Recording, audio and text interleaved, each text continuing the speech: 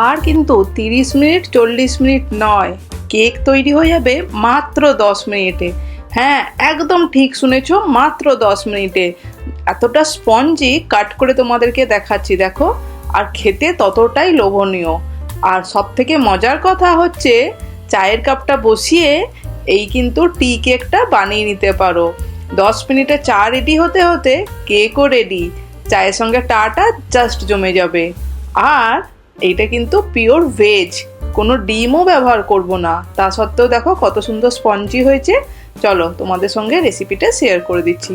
সবার প্রথমে একটা কাপ বা বাটি নিয়ে নিতে হবে, যেইটার মেজারমেন্টে সব কিছু আমি ইনগ্রিডিয়েন্টসগুলো নিচ্ছি।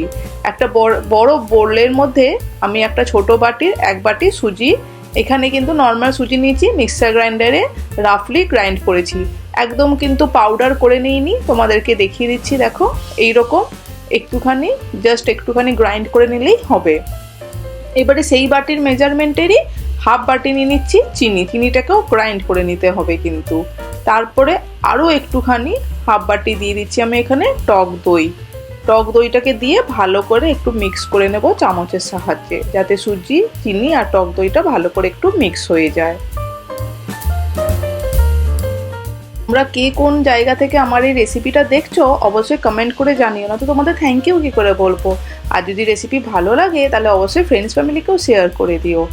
এরপরে আমি নিয়ে নিয়েছি এখানে হাফ বাটি দুধ, বা দুধটা কিন্তু কোনো ঠান্ডা নয় গরম নয়, নর্মাল দুধ, জাল করে রেখে দিয়েছিলাম সেই দুধটা। বা দুধ কিন্তু একবারে দিচ্ছি না, আমি যতটা দরকার সেই অনুযায়ী পরিমাণে একটু একটু করে মিক্স করছি। দেখো এরকমভাবে মিক্স করলে ভালো হবে, ব্যাটারটা রেডি হবে এবং কোনো ডালাও থাকবে না সুজির মধ্যে। কিন্তু একটু একটু পরিমাণে দুধ দিয়ে আমার এখানে মিক্সচারটা রেডি হয়ে গেছে। আর একই ডিরেকশানে কিন্তু পুরো মিক্সচারটা ফেটিয়ে নেবে। এরপরে আমি দিয়ে দিলাম একটা ছোট চামচের 1 চামচ দিয়ে দিলাম বেকিং পাউডার, আর তার হাফ স্পুন দিলাম বেকিং সোডা। আর সেটাকে অ্যাক্টিভেট করার জন্য সামান্য একটু ভ্যানিলা এসেন্স দিলাম, আর একটু দুধ উপর থেকে দিয়ে দিলাম। দিয়ে ভালো করে আবারও এক ডিরেকশানে 1 মিনিটের জন্য মিক্স করে নিচ্ছি। পুরো মিক্সচারটাই কিন্তু একই ডিরেকশানেই করবে।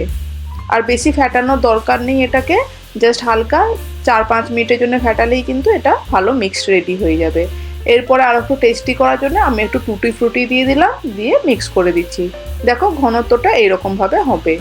এরপরে আমাকে বেকিংয়ের ট্রে নিয়ে নিতে হবে। আমি এখানে হার্ট শেপ, স্টার শেপের নিয়েছি, তোমরা যে কোনো একটা শেপের বেকিং ট্রে নিয়ে নেবে। তার মধ্যে একটু সামান্য আমি অলিভ অয়েল ব্রাশ করে দিলাম ভালো করে। এরপরে মিক্সচারটা আমি ঢেলে দিচ্ছি। মিক্সচারটা কিন্তু হাফ কৌটো অবধি ঢালবে, মানে যতটা ব্যাটার সেটা কিন্তু হাফ ফিল করবে, কারণ এটা ফুলে উঠবে কিন্তু।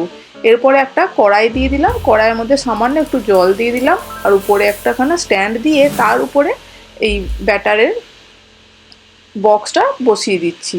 তারপর এটাকে ঢাকা দিয়ে দিচ্ছি মিডিয়াম ফ্লেমে। এটা কিন্তু 10 মিনিটের মধ্যে রেডি হয়ে যাবে।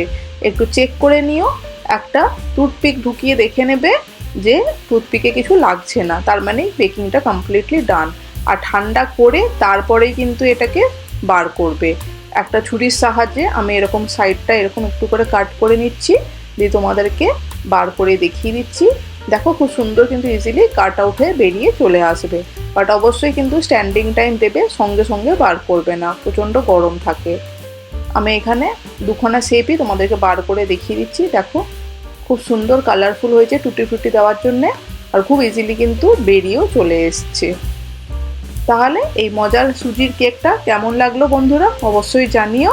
ভালো লাগলে কমেন্ট করো, ফ্রেন্ডস ফ্যামিলিকেও শেয়ার করে দিও। আর যেতে যেতে অবশ্যই আমার চ্যানেল বা পেজটাকে ফলো করে দিও যদি ফলো না করে থাকো। আজকে দারুণ মজার এই স্ন্যাক্সটা দেখালাম মাত্র 10 মিনিটে সুজি দিয়ে। এই কেকটা বাড়িতে অবশ্যই ট্রাই করো।